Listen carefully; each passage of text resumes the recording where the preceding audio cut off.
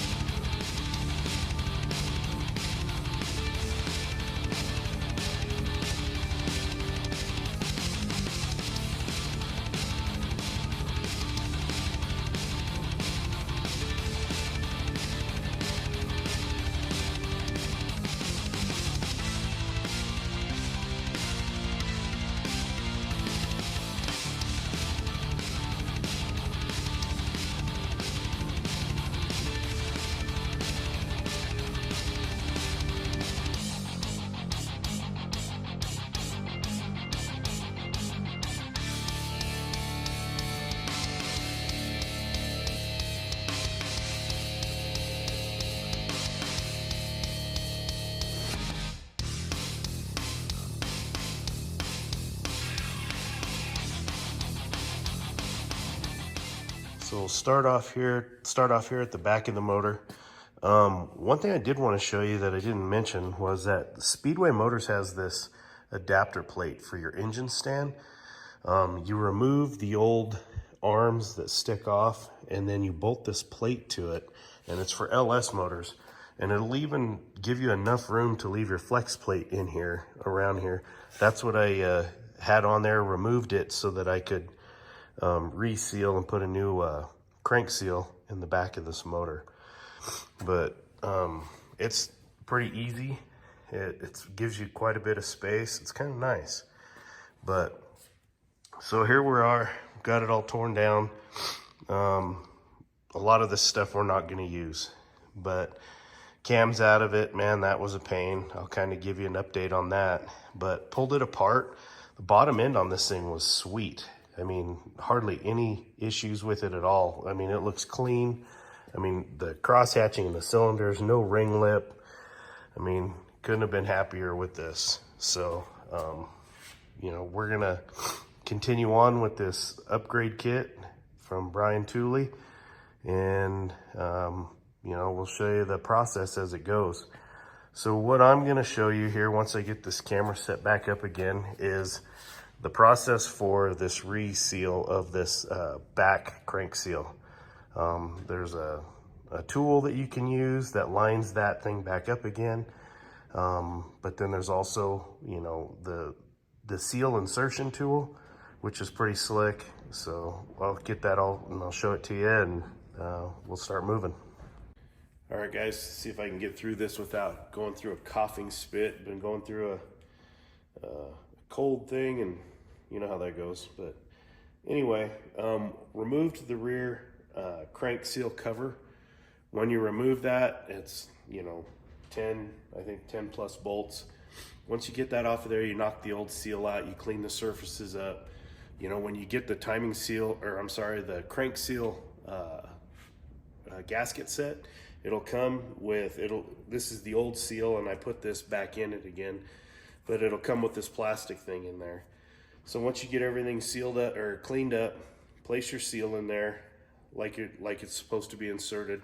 The lip is usually out on it, and then you tap it in there, but you leave this in. What this will do is also keep the seal from getting screwed up and the lip out, so that when you go and slide everything back together, you put a little bit of engine oil or even just a small film of like wheel bearing grease or something light, just assembly lube around it, wipe it down, put some more on there again, and then it'll help this slide on. Once this is inserted into the housing, this will slide over the crank a lot easier and won't scar that up. But what happens is that crank pushes on this as you slowly insert this and tighten your bolts down, and it will pop it out, and it'll help you get this lip over the crank and won't screw it up. And then you can go and run your torque down. The torque on those, I think it's 18 to 20. I ran these right around 19. You know, I usually bump at 1, you know, just because it's older, and you know, things have a tendency to warp and move, but I wanted it to seal real nice. And then I torqued it down and went on cake. So rotate this engine over. I'll show you how it looks from the bottom side, and you can see the gasket from that side, and there's a little spot you want to put silicone when you go to put that pan gasket on, so that you can see that. So here we are. That's the rear crank seal that I was talking about, the rear housing. So these are your flex plate bolts. One of the big things about these flex plate bolts is that they are wet. They go into the oil areas, the oil passage, or the oiling area in here. So if you don't seal these bolts, then you will get an oil leak through these bolts. I found out the hard way. I made that mistake. And so I think it's green Loctite works. You torque it and it seals those, but then there's other sealants out there also that you can use. But don't forget to seal your flex plate bolts when putting the flex plate on. All right, so the spot I'm talking about, once I got this flipped over, this is your rear cover or your rear seal housing that I was talking about. There's a gap here, and this line and this line here is the gasket that you can see, and it sticks up just a little bit past everything. You'll feel it. And then what I did, and I've done it on a couple other ones, where you take a razor blade and you lay it flat on here and you just shave it off, lay it flat and shave it. But then when you go to put your oil pan gasket on, you put just a little dab of silicone right here on those little gasket where this housing meets the block, and just a small little film there just to keep it from giving it an opening to oil to be able to come through and leak through. So that's that spot. And if I can get this without messing everything up, you can kind of see this and how the back of this sits. So this is, it sits a good, 1/4 of an inch, 3/8 of an inch in. And if you don't use that white spacer a lot of times, or that white part that I was talking about, this machined edge right here can cut that gasket or cut this seal. And after you do all your work and everything, you get this motor back together and find out that it's got a rear main seal leak on it. You're gonna be pissed and cussing yourself because it's scarred up. So anyway, that's that part of it. As you can see, this is a 58 tooth reluctor wheel. And so this kit from Brian Tooley Racing is set up for this. We've got some new knock sensors and all kinds of stuff that are going to be going into this here pretty soon. So without further ado, we'll keep moving on. Your crank gear, this is the part number for that. I'll show you that. That was kind of tricky, but this is the part number for that lower gear. They were saying that some of the aftermarket gears, and I'll show you I'll show you the original gear, but some of these aftermarket gears, one of these are off just a little bit, and it makes all of them off. So it throws the timing off, and they said to get the original GM one if I felt like I needed to replace it. So I did. There it is. And this is the tool that you need to pull it off.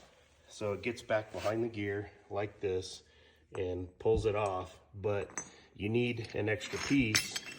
And you can see in some other videos that people have made that there's a piece that goes on the front of the snout of the crank and to plug the hole so that it'll pull on the gear. Well, I just used another one of the arms that I had, set it over like that, and pulled the old gear off and then put the new gear on.